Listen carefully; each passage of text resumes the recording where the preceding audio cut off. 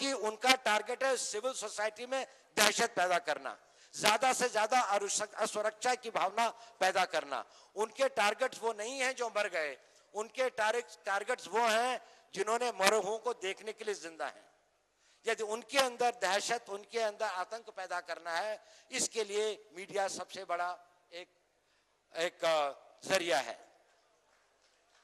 उसके बाद जो एनजीओज हैं, थिंक टैंक्स हैं, वो एक इस प्रकार की भ्रांतियां फैलाते हैं और कई जो विदेशी और जो हमारी विपरीत शक्तियां होती हैं वो जानबूझकर इनको पैदा करती हैं।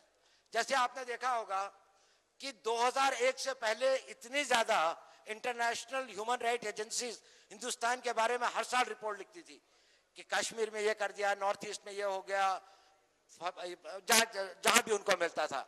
लेकिन 2001 के बाद जब अमेरिका को सब जगह ऐसी नीतियों को अपनाना पड़ा कि जब वो ह्यूमन राइट्स के ऊपर कामयाब नहीं रह सका, तो एमनेस्टी इंटरनेशनल, एशिया वॉच वगैरह की रिपोर्ट बंद हो गई तो बहुत माइल्ड हो गई, वरना वो गौतमाला बे को कैसे जस्टिफाई करते। वो इलीगल डिटेंशन और लोगों को पिकअप करके या एरियल बॉम्बिंग के द्वारा जो साधारण लोग हैं जो उसको कैसे जस्टिफाई करते। अब इनका प्रतिकार कैसे किया जाए, इन एनजीओज को, इन थिंक टैंक्स को जो एक विशेष उद्देश्य की प्राप्ति के लिए, जो राष्ट्र को कमजोर बनाने के लिए एक लार्जर गेम प्लान के पार्ट हैं, वहां पर वो क्या कर सकते हैं। और कैपेबिलिटी एक्विजिशन के बारे में मैं इसलिए नहीं बोलूंगा क्योंकि यहां पर सभी लोग विशेषज्ञ हैं, जानते हैं कि आज जो शक्तियां इंटरनल सिक्योरिटी को थ्रेटन करती हैं, उनकी technological capability, mobility, financial muscle, international support, international basis और आपस के कोलैबोरेटिव लिंकेजेस इतने अधिक बढ़ गए हैं कि वो एक गंभीर समस्या हमारे सामने पैदा करते हैं। तो अगर हम अपनी भारत को ओर देखें, इन चीजों को देखते हुए कि किस आधार पे हम कहेंगे कि हमारी इंटरनल सिक्योरिटी सिचुएशन गंभीर है या गंभीर नहीं है। अगर आप केवल घटनाओं पे या उसके ज्योग्राफिकल एक्सपेंस के आधार पर बोलेंगे, उसके भौगोलिक विस्तार के आधार पर बोलेंगे, तो शायद हम सही नतीजों पर नहीं पहुंच पाएंगे।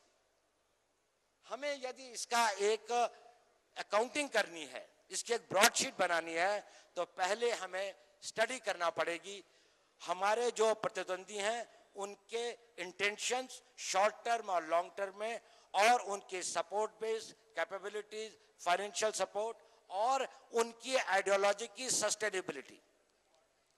अगर हम उस रूप में उसको देखें तो हमें लगेगा कि कई तरह की ऐसी शक्तियां देश में काम कर रही हैं जिनका हो सकता है कोई विशेष घटना से संबंध नहीं हो, लेकिन एक दूरगामी उसके अंदर में वो राष्ट्र की सुरक्षा को लिए एक बहुत गंभीर खतरा पैदा कर सकती हैं।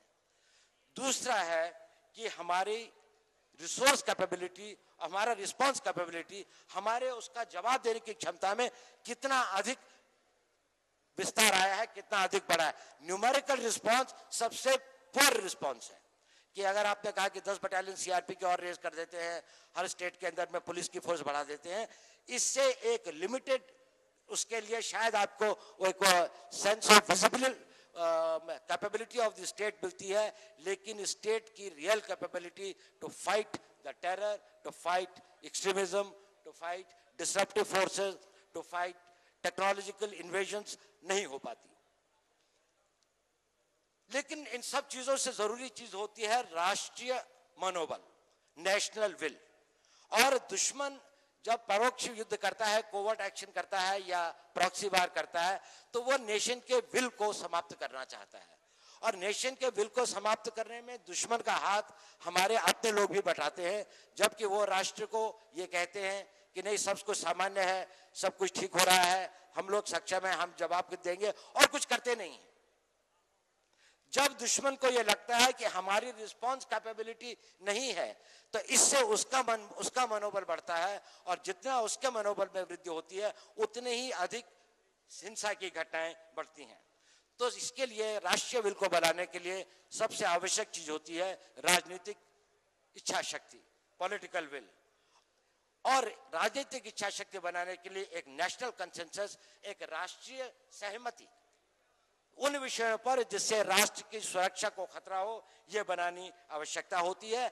इस दोनों बातों पर, एक इस बात पर कि खतरा क्या है और कितना गंभीर है, इसका प्रारूप क्या है, और दूसरी बात कि इसका समाधान क्या है, ताकि जिस भी समाधान को हम लागू करें राष्ट्र के हित के लिए, जिन पॉलिसीज को, उसके ऊपर जनता का और सभी राजनीतिक दलों का और सभी पक्षों का पूर्ण रूप से उनका वो मिले।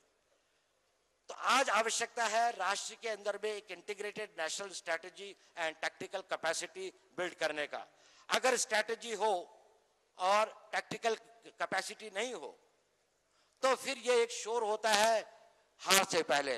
कहते हैं strategy without tactics is only a noise before the defeat. Just as tactics without strategy is the shortest way to suicide in a defeated platform. इसलिए हमें अपनी strategy capabilities and tactical capabilities दोनों को बढ़ाना बहुत आवश्यक है, और इसके लिए जो फिनिश का प्रयास है ये बहुत ही इसकी प्रशंसनीय है। अब स्ट्रेटजी के बनाने के लिए जो आप लोग यहाँ पर हैं, आप लोग एक बड़ा भारी योगदान कर सकते हैं, क्योंकि प्रजातंत्र की एक बड़ी शक्ति है कि जो भी लोग सत्ता में हो, चाहे वो किसी भी पार्टी के हो, वो हमेशा ये चाहते हैं कि ऐसी नीतियां बने और वो ऐसी नीतियां हो जिन पर कि जनता को भरोसा हो और जनता का उन्हें जनता का सपोर्ट मिले। यदि आप उन नीतियों को एक वोकल तरीके से अपोज करते हैं जो कि राष्ट्र हित में नहीं है, और जो राष्ट्र हित में है उनको सपोर्ट करें और एक पब्लिक ओपिनियन बनाएं, तो ये एक बड़ी भारी सरकार के ऊपर दबाव डालने का एक बड़ा भारी जरिया बन सकता है। एक ये भी आवश्यक है कि जो नेशनलिस्ट फोर्सेस हैं, जिनकी राष्ट्रीय सोच है, उनमें कन्वर्जेंस कैसे लाया जाए। वो एक प्लेटफॉर्म पर, एक आवाज से, एक नेटवर्क से, चाहे संस्थाएं अलग अलग हों, और इसके लिए यह बड़ा आवश्यक है कि चाहे जो भी लोग हों, चाहे जिस भी प्लेटफॉर्म से और जिस भी रूप में राष्ट्रीयता की भावना को आगे बढ़ाना चाहते हैं, हम उनको पूर्ण सहयोग दें। चाहे अगर मीडिया का हुआ है, तो मैंने देखा है इंटरनेट के ऊपर में कई लोग हाईली नेशनलिस्ट चीजों को प्रेजेंट कर रहे हैं। कई ऐसी ऑर्गेनाइजेशन हैं जिनकी अपनी वेबसाइट्स हैं, जो अपने व्यूज को लिखते हैं, लेकिन क्या हम उन्हें सपोर्ट करते हैं, विजिट करते हैं? अगर उस पर 1 मिलियन हिट होनी शुरू होती हैं तो वो ऑटोमेटिकली एक साइबर स्पेस के अंदर में वो जगह ग्रहण कर लेती है जहां पर दुनिया के थिंक टैंक्स, थिंकर्स, गवर्नमेंट्स उसका वो लेना शुरू करते हैं। लेकिन हमारे थिंक टैंक्स और हमारे उसके ऊपर में शायद लोगों में भी इतनी जागरूकता नहीं है कि किस प्रकार हम उनको आगे बढ़ा सकते हैं। तो इसी प्रकार से मेरे ख्याल से वो कर सकते हैं। और एक बात जो मैं आखिरी कहूंगा, इसके बाद मैं बंद करता हूं, कि एक नॉलेज डोमिनेंस का होना बहुत आवश्यक है। नॉलेज डोमिनेंस, आज से 2500 पहले चीन के सोवियत सेन ने कहा था कि यदि आप अपने दुश्मन को पूर्ण रूप से जानते हैं तो आप हर लड़ी भी, जितनी भी लड़ाइयां आप लड़ेंगे उनमें से आधों को अवश्य जीतेंगे, और अगर आप स्वयं को पूर्ण रूप से और अच्छी तरह से पहचानते हैं तो बाकी आधी भी आप जीतेंगे। हम ना अपने दुश्मन को सही रूप से पहचानते हैं, ना इसका प्रयास करते हैं। स्लोगन्स तो बहुत हैं, लेकिन यहां पर इतने लोग सिक्योरिटी एक्सपर्ट्स बैठे हैं, अगर हम इनसे पूछेंगे कितने लोग इसमें चाइनीज जानते हैं, चाइनीज तो छोड़िए, अगर जो पाकिस्तान के अंदर में जो भाषा है उसमें से कितने लोग हैं जिन्होंने कि उर्दू को स्टडी किया है, वहां के न्यूज़पेपर्स को पढ़ते हैं, वो लोग कितनी गहराई से हमें पढ़ते हैं, इसका आपको अनुभव यह होगा कि चाइना के अंदर में 280 से अधिक, जो कि हम लोगों ने फिगर किए हैं, ऐसे स्कॉलर्स हैं जो संस्कृत के स्कॉलर्स हैं, जिन्होंने कि संस्कृत और इंडियन सिविलाइजेशनल उसको पढ़ने बहुत गहराई से मनन किया।